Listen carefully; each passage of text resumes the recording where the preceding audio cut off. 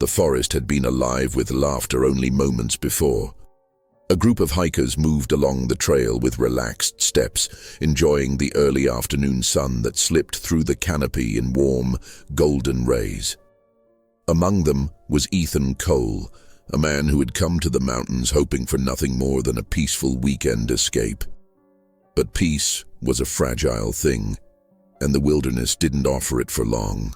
It shattered the moment a deep, thunderous growl ripped through the trees, so primal and violent that it froze every bone in Ethan's body. In seconds, the group scattered in panic as a massive grizzly bear burst from the brush. And for reasons Ethan would never understand, the animal's focus locked directly on him. He ran. Not with purpose or thought, but with pure animal fear, as branches whipped his face and stones shifted beneath his feet. Before this story goes any further, if you're watching this right now, don't forget to subscribe, hit the like button, and comment your country and city below. Your support helps bring more survival stories to life, and I'm truly grateful you're here. Ethan's lungs burned, his heartbeat thundered in his ears, and the world became nothing but a blur of green and brown as the bear thundered behind him. But fate intervened. His foot caught a hidden root, sending him tumbling down a short, steep slope. Pain shot down both arms as he crashed to the ground. Dazed and breathless, Ethan watched in disbelief as the bear redirected its attention toward another hiker fleeing nearby. For a single heartbeat, Ethan believed he was safe. His arms throbbed from the fall, but he was alive. The forest felt eerily still after the chaos, as if holding its breath. He pushed himself upright, grimacing at the sharp pain radiating from his forearms. Then the silence broke, not with another roar, but with a rustle at his side. Before he could react, a Brazilian pit viper shot out from beneath the leaves, its fangs sinking deep into his right arm. Ethan screamed, stumbling back instinctively, swinging with his left hand. But as he grabbed the snake to throw it away, the viper struck again, its teeth sinking into his left arm before he managed to fling it into the undergrowth. The creature disappeared as quickly as it had appeared, leaving him shaking, sweating, and staring at two bleeding wounds. Adrenaline pulsed through him, overpowering the pain. At first, he knew one thing. He needed a hospital, and he needed it soon. Ethan fumbled for his phone, praying for a signal, but the screen mocked him with a merciless no service. His breathing quickened. He tried calling out for the others, but fear gripped him. Noise could bring help. Or predators. The forest suddenly felt enormous and indifferent, as if the trees themselves leaned in to watch him suffer. He started walking, unsteady but determined, searching for higher ground or an opening for signal. But within minutes, the first signs of venom seeped into his muscles. His phone felt heavier, his fingers weaker, and an alarming numbness crept up his arms like invisible vines tightening around him. The world tilted as he pushed forward, every step demanding more strength than the last. He shouted for help, voice cracking, but the forest gave no answer. With each passing minute, his arms grew colder, clumsier, barely responding to his commands. Panic threatened to swallow him, but he kept moving, driven by something deeper than instinct, the desperate belief that someone, anyone, had to still be out there. Somewhere in this sprawling, merciless wilderness, one of his friends might be alive, and might hear him. And as the venom crawled closer to his shoulders, Ethan realized he was racing not just against the jungle, but against the clock inside his own bloodstream. The wilderness had always felt like a sanctuary to Ethan Cole, one of the few places where the world's noise couldn't reach him. But as he staggered through the dense jungle with venom weakening his arms, that sanctuary had transformed into a living nightmare. If you're watching this story right now, make sure to subscribe to the channel, hit the like button, and comment your country and city below. Your support helps these powerful stories reach more people who love survival and adventure as much as you do. Ethan's breaths were shallow, his vision flickering. The forest that once felt peaceful now loomed over him like an ancient beast, watching without mercy. He wasn't just fighting to find his group anymore, he was fighting to outrun the venom burning through his veins. The air was thick with humidity, sticking to his skin like the weight of an old memory. Every insect buzz, every snap of a branch, every flutter of wings made him flinch. The pain from the 2 snake bites pulsed in sync with his heartbeat, radiating in waves that left him dizzy. He replayed the moments that had led to this, the laughter of his group just minutes before the attack, the sudden roar of the bear, the chaos of bodies scattering. He had always believed that danger announced itself with warning signs. But out here, in the middle of the unforgiving jungle, danger arrived without hesitation, without logic, without mercy. He wasn't just lost. He was hunted by the clock ticking inside his bloodstream. Ethan forced himself to remember basic survival rules. Stay calm. Conserve energy. Avoid unnecessary movement. But how could he conserve anything when his arms were slowly failing him? His right arm had already begun trembling uncontrollably, while his left felt like it belonged to someone else entirely, numb, heavy, and unresponsive. He tried to grip his phone tighter, but it kept sliding toward the ground, as if the device had doubled in weight. The pit viper's venom was neurotoxic, known for causing paralysis. He had seen it in documentaries, read about it, even heard survivalists talk about it.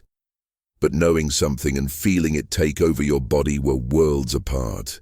A memory rose from deep within him, his father's voice years ago saying, "The forest gives life, but it demands respect." Ethan had always respected nature, but now he wondered if respect was enough to save him. He stumbled over a fallen log, barely catching himself. His body was losing coordination, his steps turning clumsy, his arms swinging without control. He clenched his jaw, forcing himself to stay upright. Somewhere ahead, he believed one of his friends might still be alive. Someone must have escaped the bear.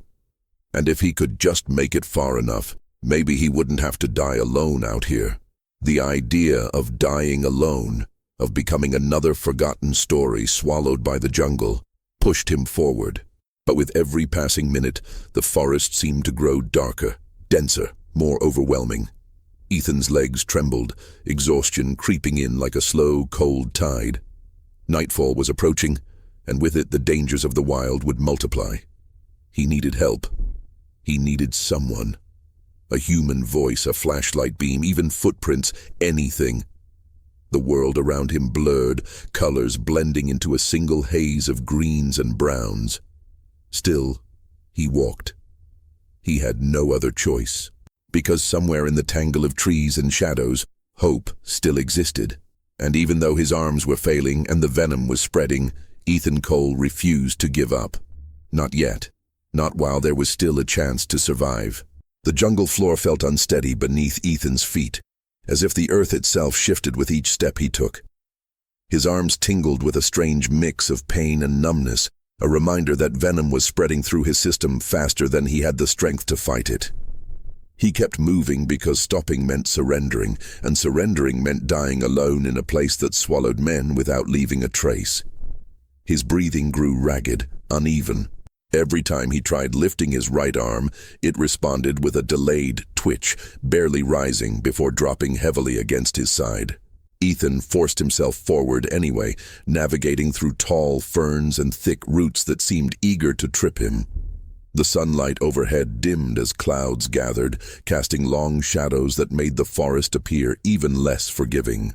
Ethan tried to call out again, not too loudly, not wanting to attract another predator, but just enough to make his voice carry through the trees. "Mark, Hannah, anybody," he called, but his words came out soft, breathless. The forest answered with silence. No footsteps, no human voice, just the distant hum of insects and the occasional drip of moisture sliding off massive leaves. He wiped sweat from his forehead with the back of his wrist, only to notice how uncoordinated the motion had become. His hand shook violently, his fingers curling inward as if resisting his commands. A wave of panic surged through him. He pressed the back of his shoulder against a tree trunk, grounding himself. The bark was rough, comforting in its solidity. "Don't go into shock," he reminded himself. "Just keep moving." The path ahead sloped downward, and Ethan hesitated. Descending required balance, something he rapidly lost as his muscles weakened. But staying put was impossible. He needed higher ground for a signal, needed to find someone, needed to get out. He placed one trembling hand on a tree for support. His grip slipped instantly. The venom was claiming his strength faster than he expected. Gritting his teeth, Ethan knelt carefully, lowering his center of gravity before sliding down the slope on his side. It wasn't graceful, but it worked. Mud smeared across his skin as he reached the bottom, but there were no broken bones, only the persistent burn of the bites tightening its grip on him.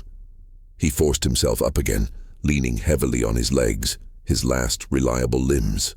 He walked for what felt like an hour, though time had become meaningless. Every minute blurred into the next, marked only by the gradual weakening of his body.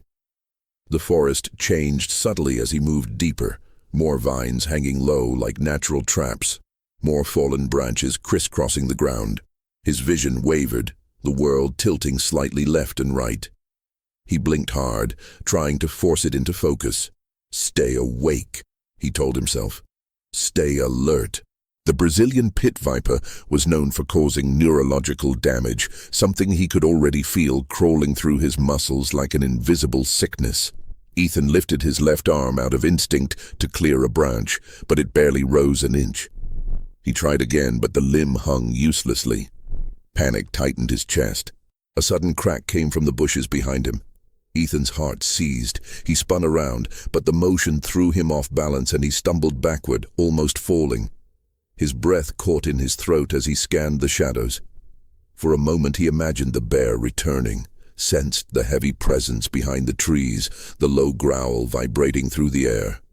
But nothing moved, nothing emerged. It was probably just a small animal, he told himself, though the reassurance felt hollow. Sweat dripped from his chin as he steadied himself. He tried to call out again, this time whispering fiercely, "Is anyone there?" Silence. Just silence. The forest never felt so large, so empty, so ready to swallow him whole. Then, through the dense vegetation ahead, he heard it. A voice, faint, barely perceptible, but undeniably human. Ethan froze, every sense sharpening despite the venom dulling his body. He listened harder. Another sound, heavy breathing, pained, strained. "Hello?"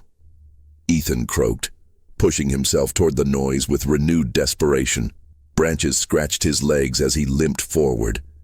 And then he saw a figure collapse beside a tree trunk. Liam Morales, one of the hikers from his group. Ethan's stomach tightened with relief so intense it made him dizzy. Liam looked pale, a long gash running along his calf. Blood had dried in streaks down his leg. His backpack was torn, likely ripped during the frantic escape from the bear. "Ethan," Liam murmured, startled, lifting his head. "Thank God. I thought I was alone out here." His voice cracked with exhaustion. Ethan knelt awkwardly beside him, nearly toppling over as his weakened arms failed to support him. Liam's eyes widened when he noticed. "You're hurt. Both arms?" Ethan nodded. "Pit viper," he whispered, showing the twin puncture wounds. Liam's face drained of color. "We need to move. Now, that venom." Ethan forced a grim smile. "Yeah, I can feel it." Liam tried standing but winced in pain, his injured leg barely able to bear weight. Together they leaned into each other, a pair of broken survivors relying on what little strength remained in their good limbs. Moving became a delicate dance, Liam balancing on his stronger leg, Ethan using mostly his legs to support their weight, while his arms hung stiff and unresponsive. They pushed through dense foliage, both panting, both trembling. Ethan's breathing turned shallow, each inhalation more difficult as the venom crept upward. Several times Liam stumbled, and Ethan tried instinctively to catch him, only for his arms to fail him entirely. They crashed to the ground together once, leaves exploding around them.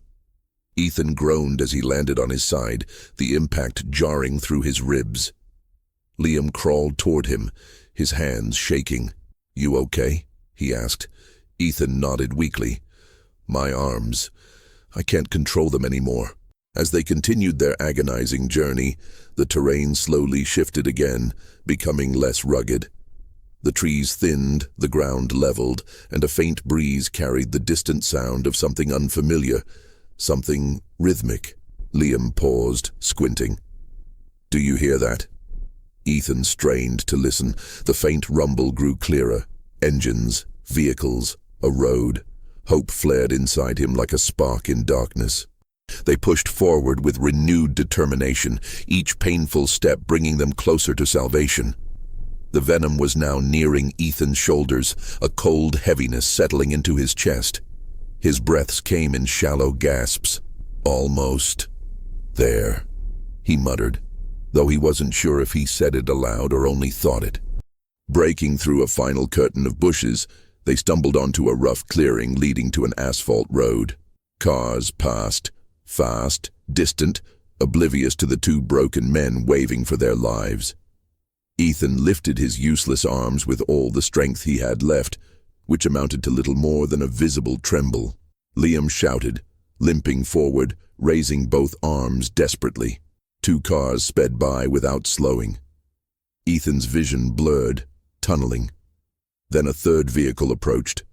A pickup truck.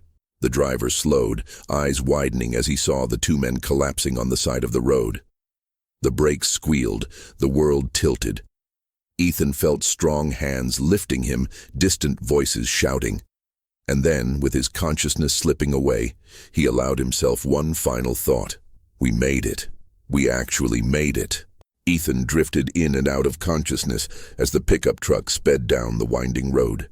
The smell of gasoline and dust filled the air inside the cab, but it felt oddly comforting, proof he was no longer trapped in the jungle's merciless silence.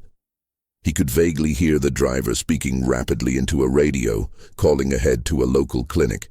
Beside him, Liam sat upright despite his injuries, keeping one hand on Ethan's shoulder to reassure him he wasn't alone.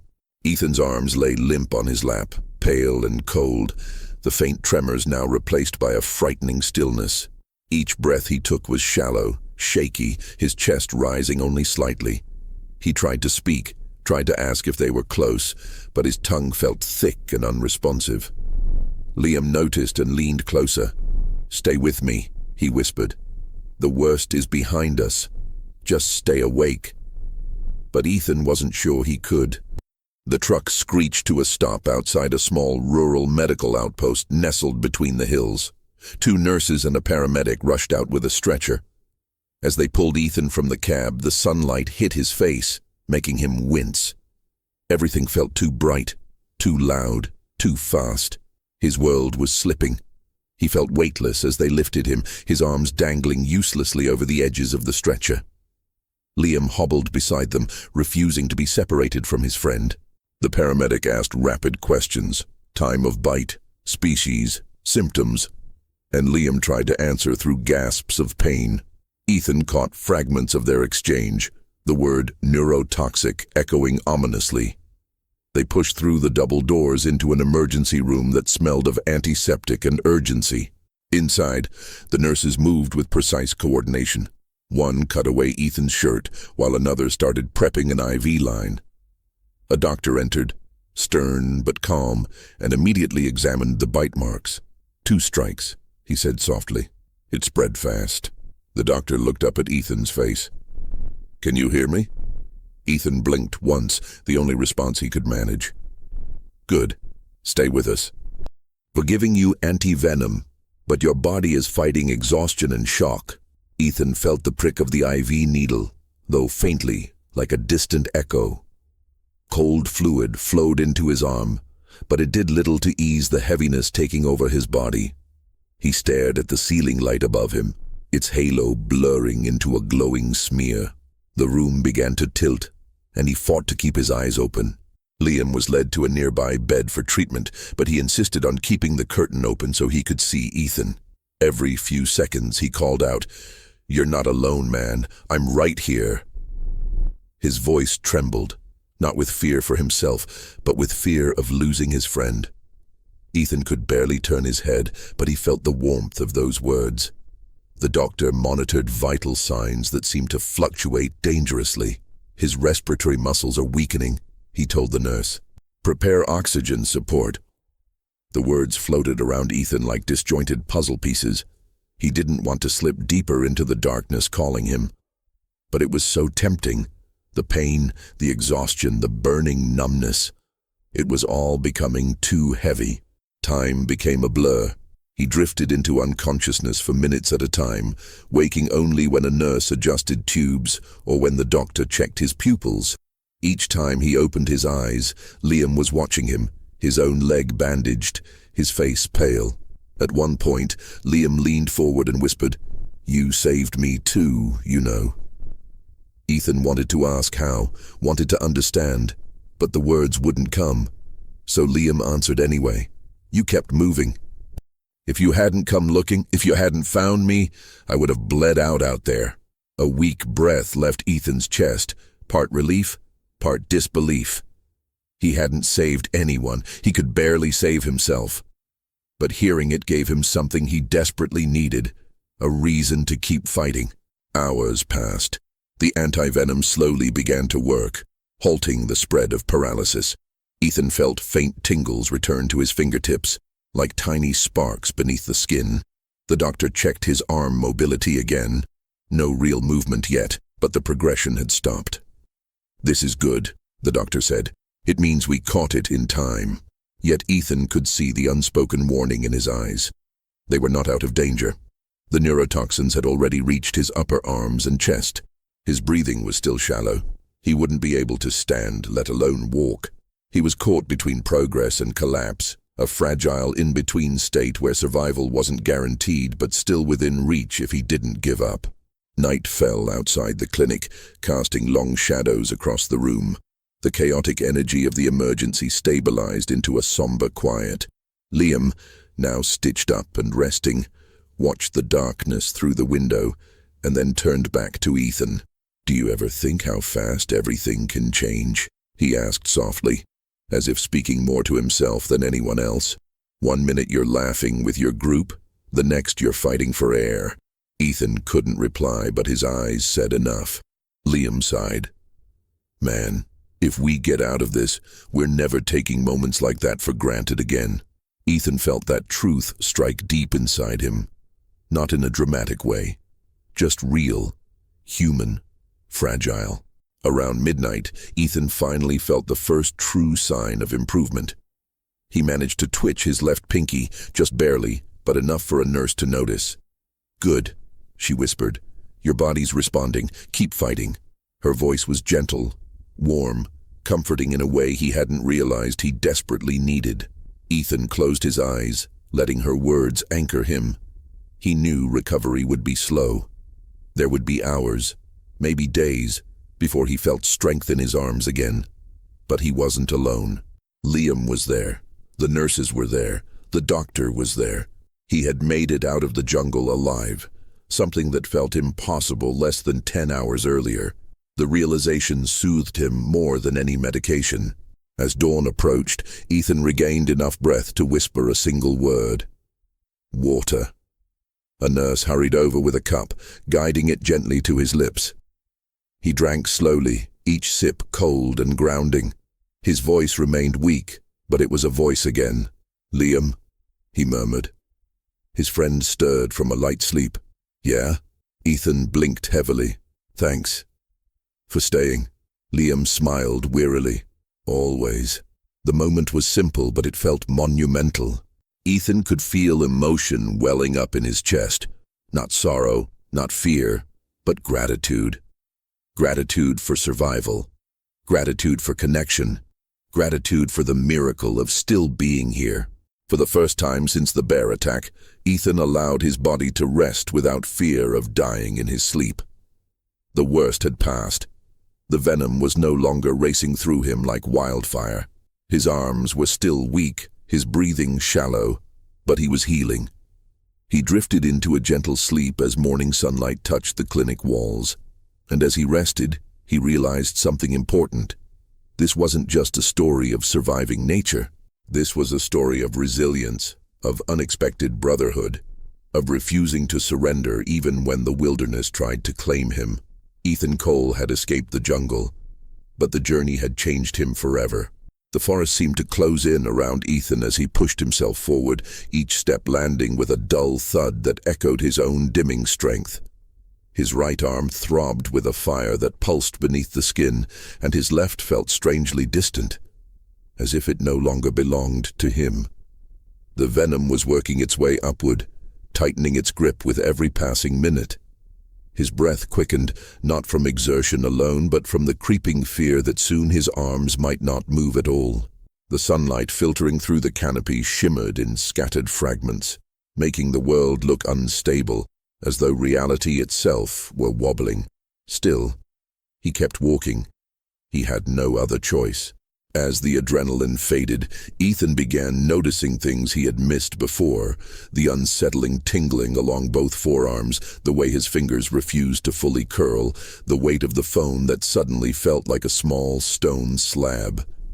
Sweat slid down his temples, cold now instead of warm. Each attempt he made to raise his arms left them trembling violently, but fear was a merciless motivator, and he forced himself onward, whispering under his breath, "Don't stop. Don't stop." Every whisper was a plea, not just to God or nature, but to his own failing body. He stopped briefly beside a fallen tree, trying to steady himself.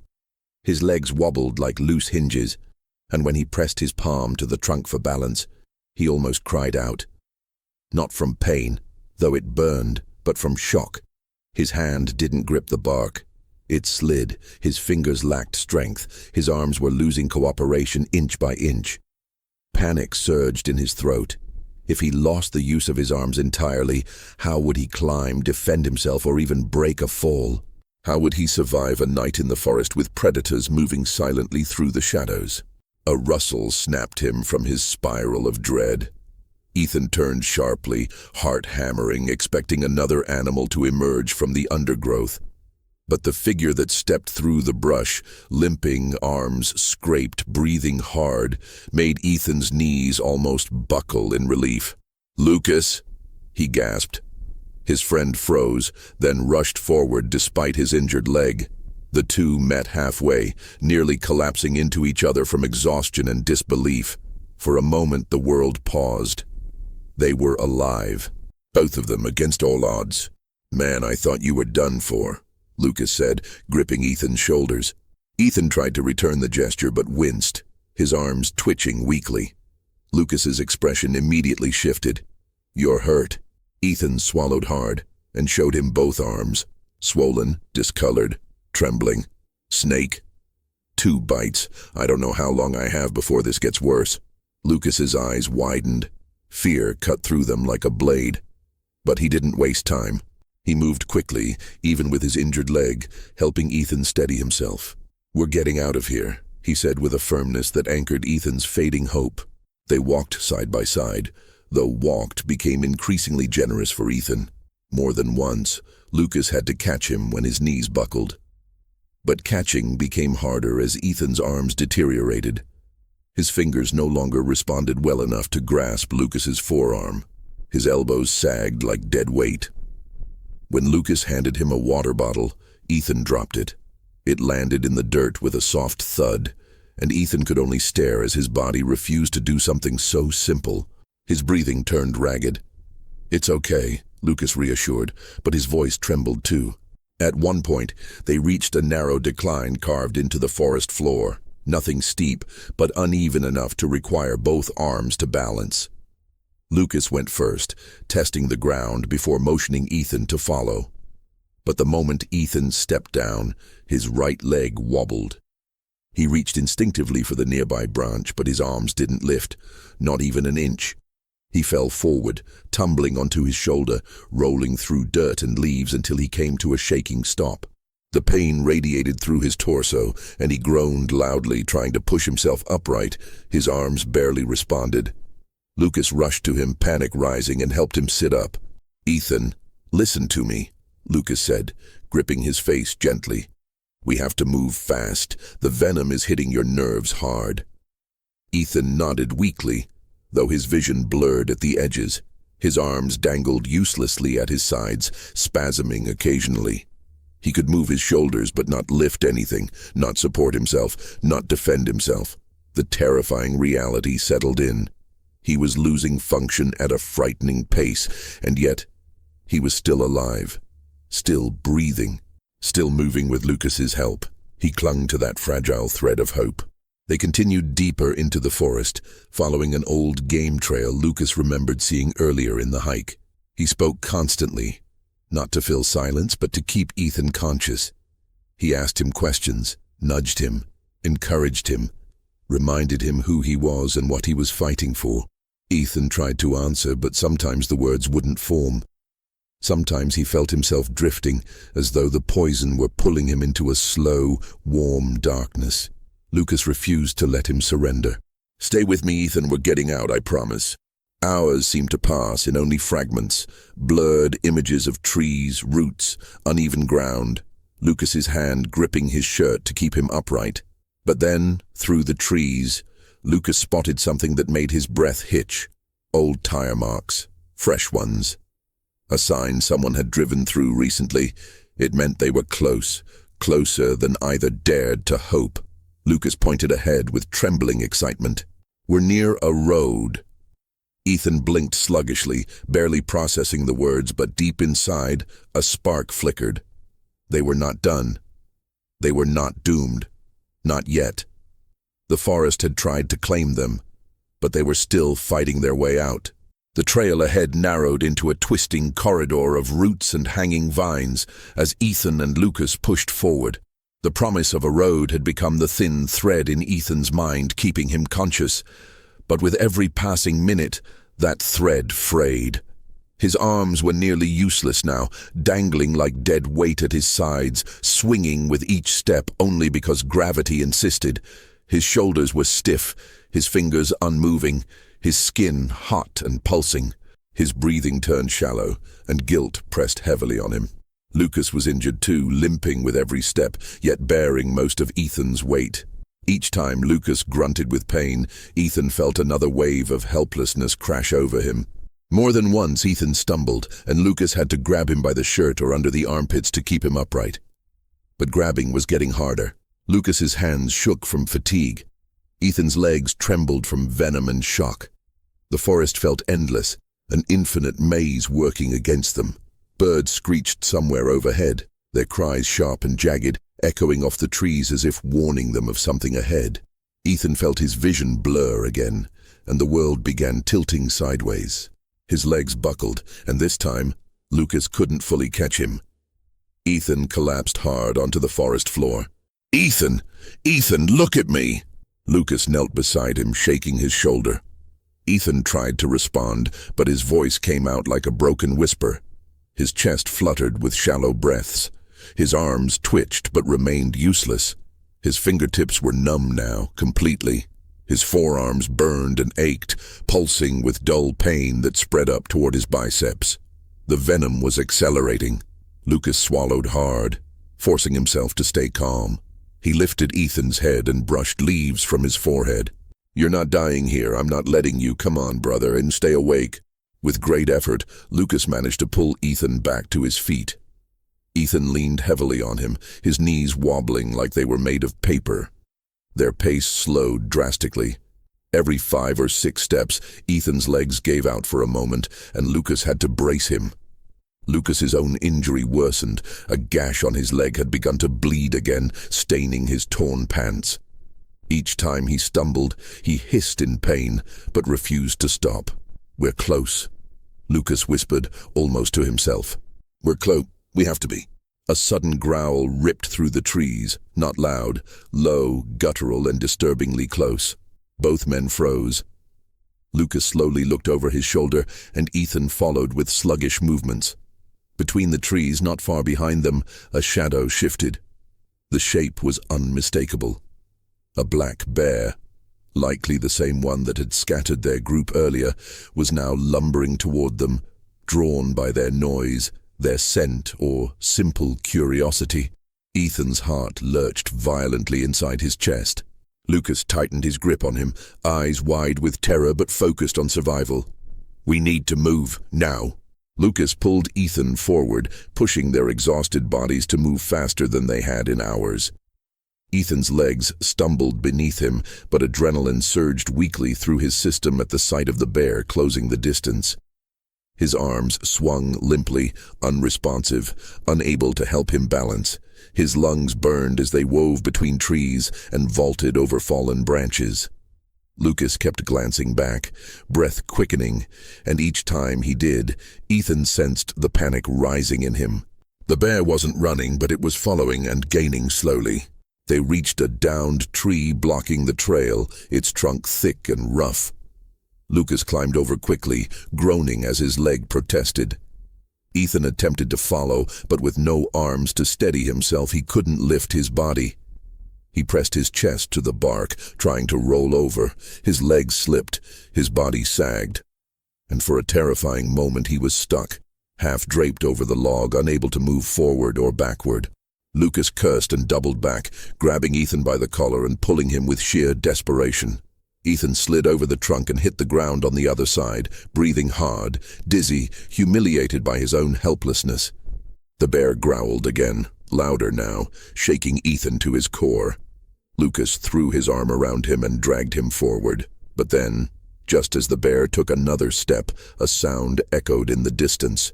A mechanical hum, low, rhythmic, familiar. Lucas stopped dead in his tracks.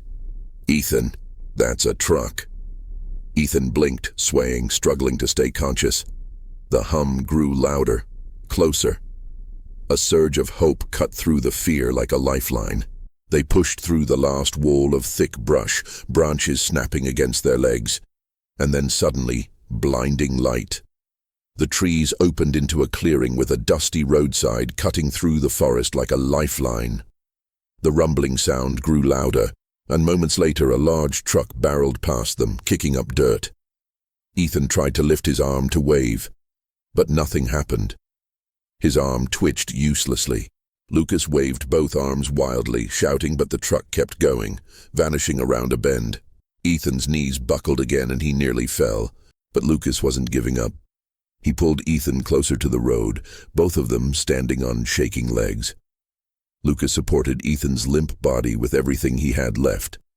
When another vehicle approached, a smaller car this time, Lucas shouted with everything inside him, waving his arms frantically. For a moment, Ethan thought the car would pass like the others. But then its brake lights flickered. The car slowed, stopped, reversed toward them. Ethan exhaled a trembling breath, tears mixing with sweat on his face. They had made it. They were alive. The forest hadn't won, not today. The car door burst open before it had even fully stopped. A middle-aged man stepped out, eyes wide as he took in the sight of Ethan, arms swollen and useless, body trembling uncontrollably, his weight collapsing onto Lucas, who was barely standing himself. "What happened to him?" the driver demanded, voice thick with alarm. Lucas answered between gasps for breath, "Snake bites. 2. And we've been walking for hours. He's losing control of his arms. Please, we need a hospital." The man didn't waste another second. He rushed around, opened the back door, and helped Lucas guide Ethan inside. Ethan's vision wavered, his mind drifting somewhere between panic and fog. The moment the car started moving, he slumped sideways, feeling the world tilt and fade.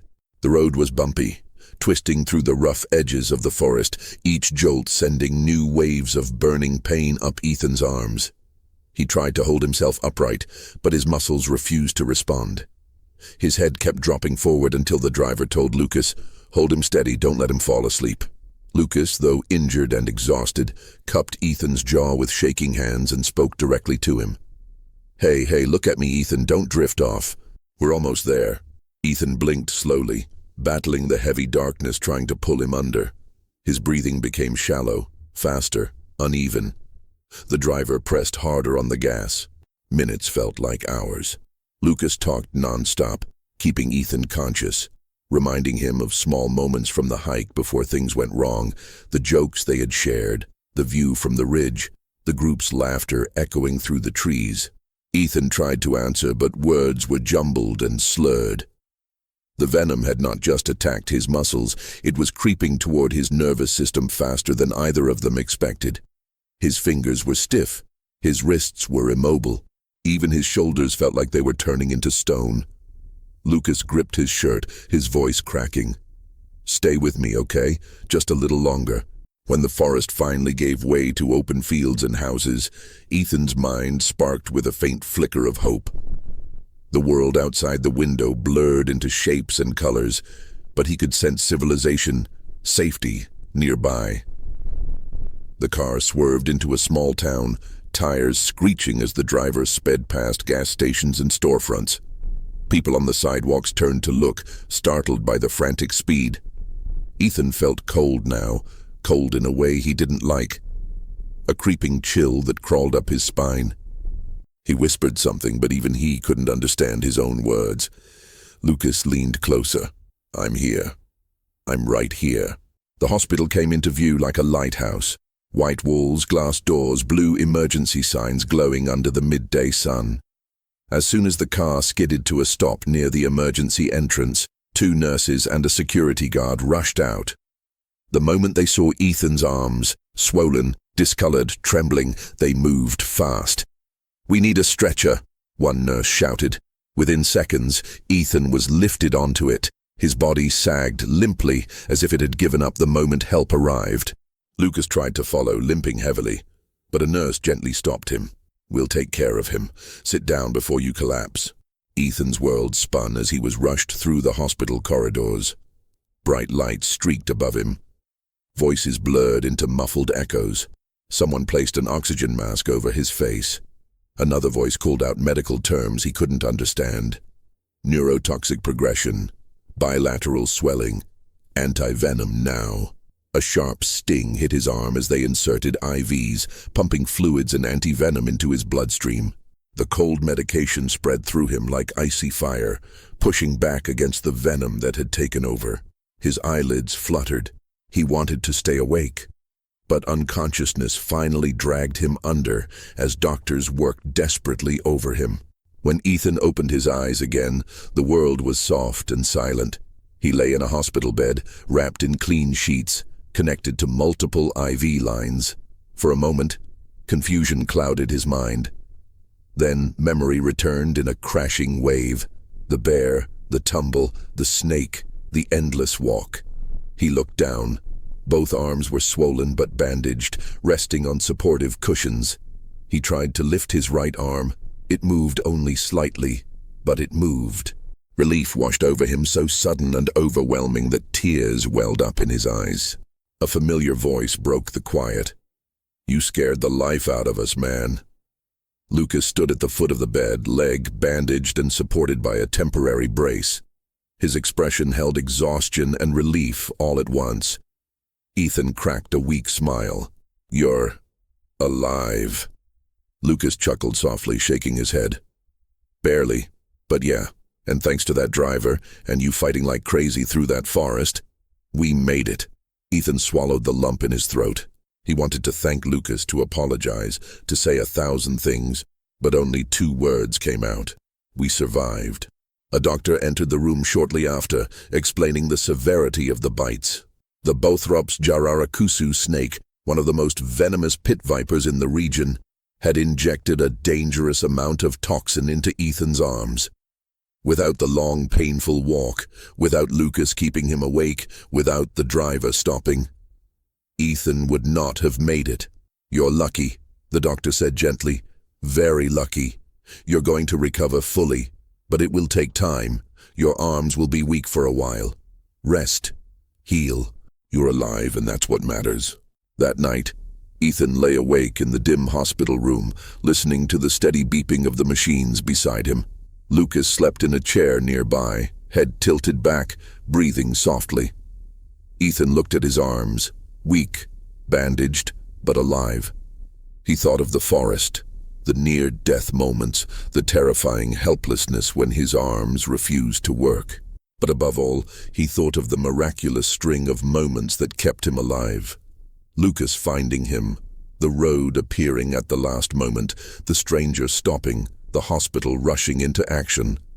His heart swelled with gratitude, exhaustion, and a profound understanding of how fragile life truly is. He closed his eyes and whispered a soft, trembling prayer of thanks. Ethan remained in the hospital for several days, drifting between moments of rest and long stretches of quiet reflection. Every time he looked at his bandaged arms, he was reminded of how close he had come to losing everything. The venom had nearly robbed him of movement, nearly shut down his body, nearly silenced his life. But it hadn't. Instead, the attack had revealed something deeper, something he never expected to discover in the heart of the wilderness. He understood now how fragile survival truly was, how quickly the world could shift from peaceful to unforgiving, and how every step taken in the forest had been a battle against forces far greater than himself. But he also learned how profoundly a single act of kindness, a single human connection, could change the outcome completely. Lucas's determination, the stranger's compassion, the hospital's urgency, each of them had played a part in pulling him back from the edge. As Ethan recovered, he found himself replaying every moment of that ordeal. The bear's roar, the tumble down the slope, the sting of the snake's fangs, the creeping paralysis, the desperate walk through the forest. It all lived inside him now, etched into his memory with a clarity he wished he could forget. Yet alongside the fear sat something else. Gratitude. Gratitude for Lucas, whose loyalty didn't waver even when he could barely stand. Gratitude for the unknown driver who stopped when so many others passed by. Gratitude for the miracle of waking up in a hospital instead of being swallowed by the jungle floor. He realized that survival wasn't just a matter of strength or endurance. It was a fragile mixture of courage, timing, faith, and the willingness to keep moving even when your body tells you it can't. In the end, that fragile mixture is what carried him out of the forest alive. When Ethan finally stepped outside the hospital, breathing fresh air again, he felt the world differently. Colors seemed sharper, sounds were clearer, life felt heavier and more precious. His arms were still weak, but they were healing, slowly but steadily. Lucas stood beside him, limping but smiling, and together they knew they had survived something few people ever truly understand. The wilderness had tried to take them, but it had also shown them what it meant to hold on, to fight, to trust, and to never stop believing that help could be just one step ahead. Ethan walked away from that hospital with scars, yes, but also with a renewed sense of purpose and an unshakable appreciation for every breath, every step, and every moment of life that followed. Because in the end, surviving wasn't just about escaping the jungle. It was about discovering the strength hidden inside him all along.